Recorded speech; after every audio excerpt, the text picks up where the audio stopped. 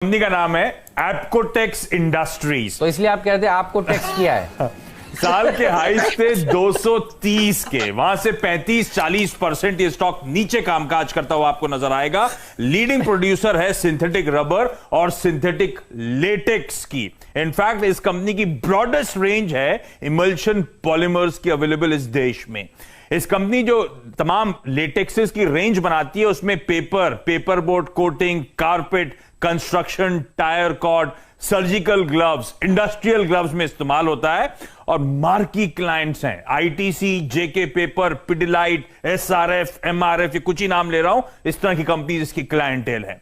जो synthetic rubber के तमाम ग्रेड्स ये कंपनी बनाती है, ऑटोमोबाइल, फुटवेयर इंडस्ट्री में इस्तेमाल होते हैं। तो Paragon footwear, Ajanta footwear, Relaxo footwear, US की कंपनी पार्कर हैनिफिन, लंबी लिस्ट है क्लाइंट्स की जो इसके सिंथेटिक रबर के ग्रेड्स भी इस्तेमाल करते हैं।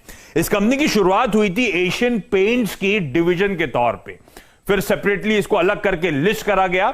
और एशियन पेंट्स के फॉर्मर मैनेजिंग डायरेक्टर, आप सबको याद होगा, अतुल चौकसी साहब, वो इस कंपनी को हेड करते हैं। 750 करोड़ का मार्केट कैप, प्रमोटर्स का 58% स्टेक, कोई भी शेयर गिरवी नहीं। और इनफैक्ट प्रमोटर्स खुले बाजार से इस कंपनी में स्टेक बढ़ा रहे हैं। वो प्रमोटर होल्डिंग्स आपकी स्क्रीन पर आएंगी, कैसे over the quarters promoter holding बढ़ती हुई नजर आई है।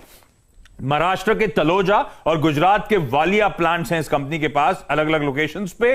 नाइट्राइट लेटेक्स की जो डिमांड है एप्कोटेक्स की, एक तो सबसे पहले ध्यान रखें, नाइट्राइल लेटेक्स जो है इकलौती इस देश में कंपनी है जो बनाती है। और मार्केट साइज जो है नाइट्राइल लेटेक्स का ह्यूज है, 1.3 बिलियन डॉलर्स पे था 2019 में। 8% के सीएजीआर से ग्रोथ की बात हो रही थी। पर इस बीच में कोविड 2019 पेंडेमिक के चलते आपने देखा होगा नाइट्राइल ग्लव्स की डिमांड बढ़ी है। ये जो हम लोग इस्तेमाल कर रहे हैं, सबकी जेबों में भी अभी भी है, नाइट्राइल ग्लव्स की डिमांड बढ़ रही है और उसके चलते नाइट्राइल लेटेक्स की डिमांड बढ़ रही है।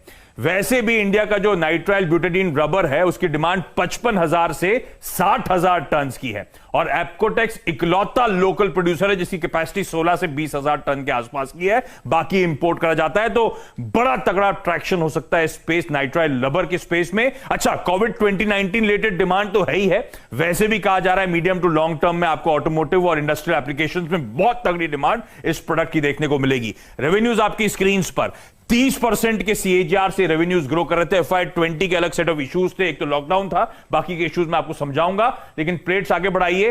FY20 का परफॉर्मेंस आपको आपकी स्क्रीन पर नजर आएगा। मार्जिन्स में ऑपरेटिंग लेवल पे, नेट लेवल पे कुछ दबाव था। अब ये हुआ क्या, क्यों चल रहा है ऐसा? एक तो पैंडेमिक का असर था, लॉकडाउन का, पर ज्यादा इंपॉर्टेंट क्योंकि मैंने कहा था कि हमारी कैपेसिटी मिनिस्क्यूल है और ग्लोबली हमें सब कुछ इंपोर्ट करना पड़ता है। यहां पे डंपिंग बहुत तगड़ी हुई थी और उसके चलते इस कंपनी को भी अपने प्रोडक्ट के प्राइसेस रिड्यूस करने पड़े थे और उसका इंपैक्ट इसके फाइनेंशियल्स पे पड़ता हुआ नजर आया था। लेकिन ये कंपनी ने गवर्नमेंट के सामने पिटीशन करी थी और एंटी डंपिंग ड्यूटी प्रोब शुरू हो गया है एनबीआर के लिए। चाइना, ईयू, जापान, रशिया के अगेंस्ट में, साउथ कोरिया के अगेंस्ट में तो ऑलरेडी चल रहा है। तो मेक इन इंडिया को बढ़ावा देने की बात, प्रोटेक्शनिज्म पर सरकार का फोकस है, प्लस इसके प्रोडक्ट्स कोविड के चलते डिमांड अच्छी दिखा रहे हैं। तो ऑलरेडी बहुत स्वीट स्पॉट पे कंपनी आपको नजर आएगी। केवल 30 करोड़ का डेट बुक्स पर, उसके सामने 60-62 करोड़ रुपए के कैश और लिक्विड इन्वेस्टमेंट्स। और ये तब जब पिछले 3 साल के 100 करोड़ का केपेक्स इस कंपनी ने पूरा करा है। जून से वो ऑन स्ट्रीम आ चुका है। अब आने वाले क्वार्टर से एडिशनल केपेक्स का इस कंपनी को फायदा मिलेगा। तो एक experience management, professional management, marquee list of clients, nitrile rubber, high styrene rubber की इकलौती इस देश की मैन्युफैक्चरर, ग्लोबली रिप्यूटेड ब्रांड और बहुत हाई एंट्री बैरियर्स जिस इंडस्ट्री में।